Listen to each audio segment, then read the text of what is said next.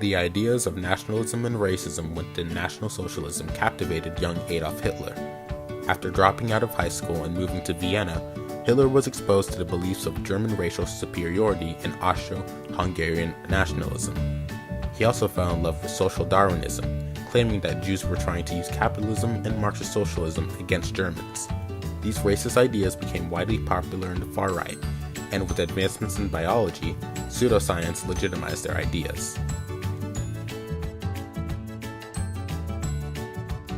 After fighting bravely in World War I, Germany's loss convinced Adolf Hitler that the Jews and Marxists stabbed the country in its back. He sought to create a people's community with the National Socialist German Workers' Party, or Nazis, using his mastery of propaganda and influential speeches to do so. Inspired by Mussolini, Hitler organized an armed uprising in Munich as the Weimar Republic was on the verge of collapse.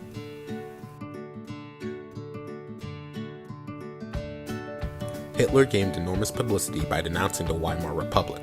He wrote a book called Mein Kampf, and in this book, Hitler claimed that Germans were a mass race that needed to defend its pure blood from groups that he labeled racial degenerates. Hitler built up the Nazi Party and appealed to middle-class voters, putting emphasis on anti-capitalist elements of National Socialism and vowing to fight communism.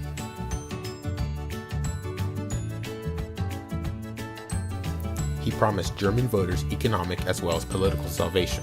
In the election of 1930, the Nazis won 6.5 million voters and 107 seats, and in July of 1932, they gained 14.5 million voters, 38% of the total.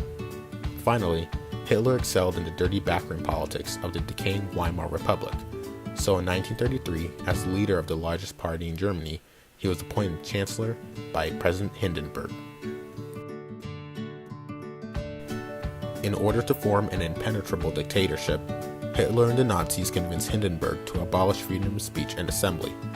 The Communist Party was outlawed, and through the Enabling Act, Hitler was allowed dictatorial power for 4 years. Disorganization within the Nazi government greatly helped Hitler, as it inspired competition between state personnel to please him.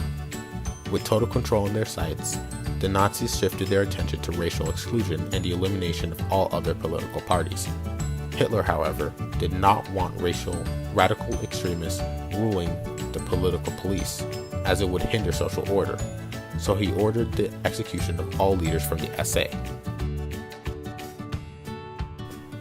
By 1934, the Nazis forced all independent institutions like universities and civic organizations, and professionals like doctors and teachers to conform to their ideology. They also began persecuting Jews, homosexuals, and handicapped people in order to create the Aryan master race. Racial prejudice seriously affected science, as it was masked as an enlightened way of understanding human biology. Jews were stripped of all human rights, not even being allowed to marry or have any sexual relations at all. During the Kristallnacht, Nazis looted Jewish shops, burned down synagogues, and killed Jews, unleashing a period of extreme violence against the group.